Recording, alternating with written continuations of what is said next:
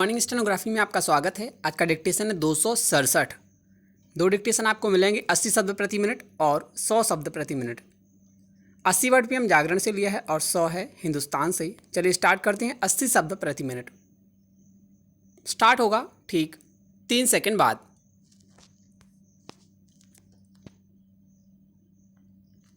यह राहत की बात तो है कि भारतीय और चीनी सेना के कोर कमांडरों के बीच लंबी बातचीत के बाद वास्तविक नियंत्रण रेखा पर तनाव घटाने पर सहमति बन गई, लेकिन अब चीन पर भरोसा नहीं किया जा सकता।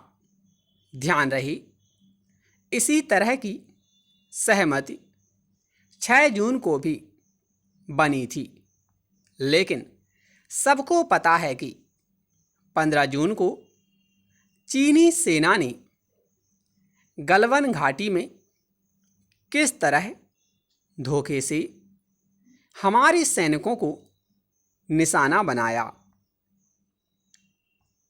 गलवान में चीनी सेना की धोखेबाजी यदि कुछ बता रही है तो यही कि वह बिल्कुल भी भरोसे के काबिल नहीं रहा।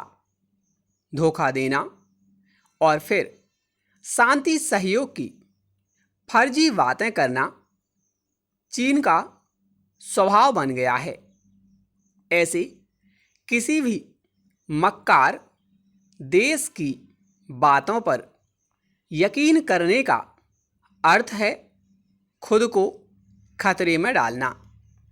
चीन केवल भारत के मामले में ही समझौतों और आपसी समझबूझ को धता बताने में माहिर नहीं है। वह दुनिया भर में मनमानी करने के लिए कुख्यात है।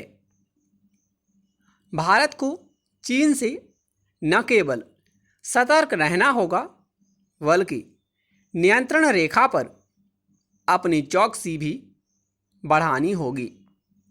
हैरत नहीं कि चीनी सेना उसी तरह की हरकत फिर करे जैसी उसने लद्दाख और सिक्किम में की।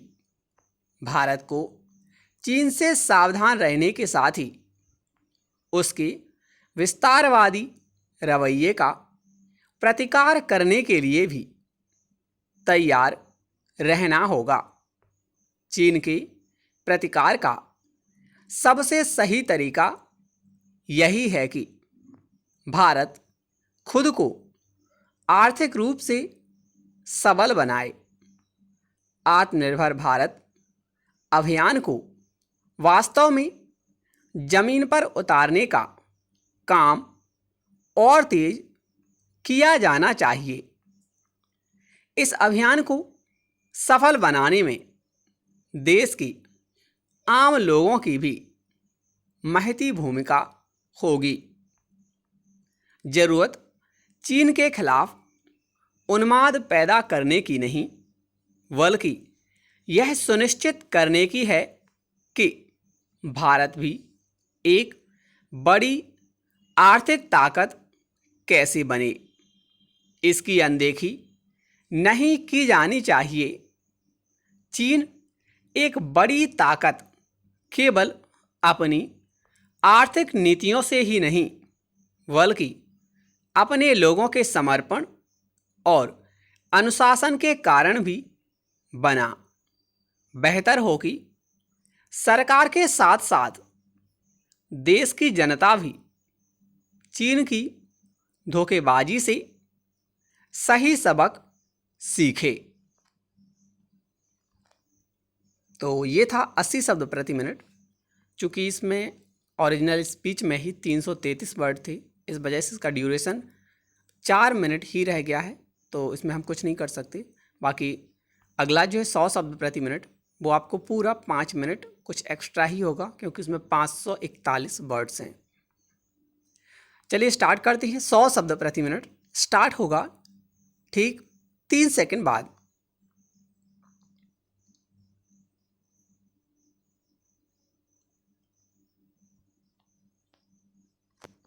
वास्तविक नियंत्रण रेखा पर चीनी सीमा के मोल्डी इलाके में हुई वरिष्ठ सैन्य अधिकारियों की बैठक का नतीजा न सिर्फ दोनों देशों के अरबों नागरिकों के लिए बल्कि पूरे दक्षिण एशिया के लिए सुकून भरा कहा जाएगा।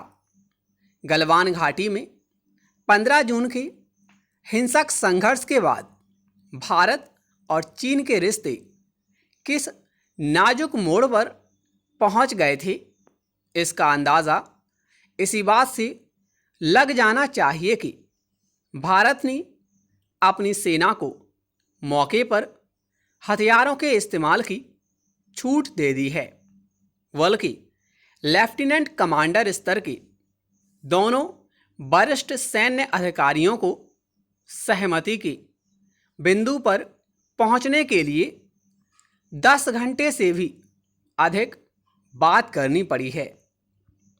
खबर है कि दोनों देश LAC पर अपनी अपनी सेना को पीछे हटाने को तैयार हो गए हैं। निसंदेह दोनों पक्षों से इसी समझबूझ की दरकार थी, लेकिन यह समझदारी जमीनी स्तर पर दिखनी चाहिए, क्योंकि 6 जून को भी सैन्य अधिकारी एक सहमति बना चुके थे। उसके बाद 15 जून की दुखद घटना घटी। अपने 20 जवानों की शहादत से भारतीय जनता बेहद आहत और आक्रोशित है। यह स्वाभाविक भी है, क्योंकि चीन से लगी सरहद पर दशकों से शांति थी, जिसे चीन ने भंग किया। हाल के दिनों में पूर्वी लद्दाख में उसका रवैया दादागिरी भरा रहा है और भारत को यह कतई मंजूर नहीं है। लेकिन जैसा कि अक्सर होता है, हर एक देश अपनी अपनी सरहद की हिफाजत के लिए सर्वोच्च पराक्रम दिखाता है और अंततः प्रतिपक्षियों को वार्ता की मेज पर बैठना पड़ता है। इसलिए श्रेष्ठतम रणनीति यही है कि नुकसान के बाद वार्ता करने की बजाय बातचीत के जरिए नुकसान की आशंका निर्मूल कर दी जाए।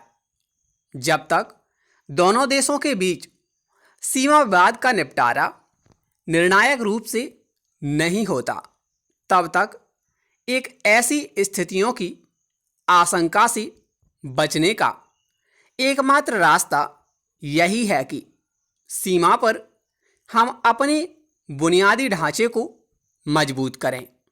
निसंदेह हाल के वर्षों में इस दिशा में काम हुए भी हैं। सड़कें बनी हैं, हेलीपैड बनी हैं, मगर चीन के मुकाबले ये अब भी कुछ नहीं हैं। अब हम अच्छे रिश्तों के आधार पर भी अपनी सीमाओं और सैन्य जरूरतों से गाफिल नहीं रह सकते। भारत की सरहदें खासतौर से दो पड़ोसियों की अलग अलग रणनीति का निशाना बनती रही हैं। पाकिस्तान, जहां अपनी दहशतगर्दी की विदेश नीति को अंजाम देने के लिए इससे घुसपैठ की ताक में रहता है, तो चीन विस्तारवादी रणनीति के तहत इसके अतिक्रमण की फिराक में। बीजिंग अब एक दबाव के तौर पर भी इस नुस्खे को आजमाने लगा है। यह महज संयोग नहीं है कि पिछले 2 महीने से कोविड-19 के संक्रमण के मामले में वह WHO में घिरता हुआ महसूस कर रहा था और लगभग इसी समय उसने लद्दाख में अपनी सक्रियता बढ़ाई, यह जानते हुए कि भारत WHO में एक जिम्मेदार ओहदे पर बैठ रहा है। इसलिए उससे लगी सीमाओं को लेकर हमें एक मुकम्मल नीति बनानी होगी। इसमें दो राय नहीं कि भारत और चीन आज दुनिया की दो बड़ी शक्तियां हैं। उनमें सीमित सैन्य टकराव भी किसी एक के लिए कम नुकसानदेह नहीं होगा। इसलिए समझदारी इसी में है कि दोनों देश बातचीत से अपने मतभेदों को पाटें और ऐसा माहौल बनाएं जिससे सीमा विवाद पर ठोस बातचीत का रास्ता खुले। महामारी से कराह रही मानवता को आज इन दोनों से सर्वश्रेष्ठ अक्लमंदी की आशा है। 100 वाट PM में थोड़ा सा आज भी स्लो रहा है। I hope you understand. 80 watt PM का प्रॉपर था और एक दिन और लगेगा मुझे क्लियर करने में, क्योंकि मैं स्पीच देता नहीं हूँ। तो अंडरस्टैंड कीजिए और जल्द ही मैडम आपको स्पीच देंगे, ठीक है। तब तक एडजस्ट कीजिए थोड़ा सा और कनेक्टेड रहिए, अपडेट रहिए। डिस्क्रिप्शन चेक कीजिए, वहाँ पर आपको व्हाट्सएप का लिंक, टेलीग्राम का चैनल का लिंक, सभी का लिंक आपको मिल जाएगा। तो कनेक्ट रहिए, ज्वाइन कीजिए और PDF आपको वहीं पर दे दिया जाएगा। तो वहाँ से आप प्राप्त करके मैचिंग कर सकती हैं, या फिर जो लोग हैप्पी के मेंबर्स हैं वो लोग वेबसाइट में इसको ट्रांसक्रिप्ट करके मैच कर सकते हैं।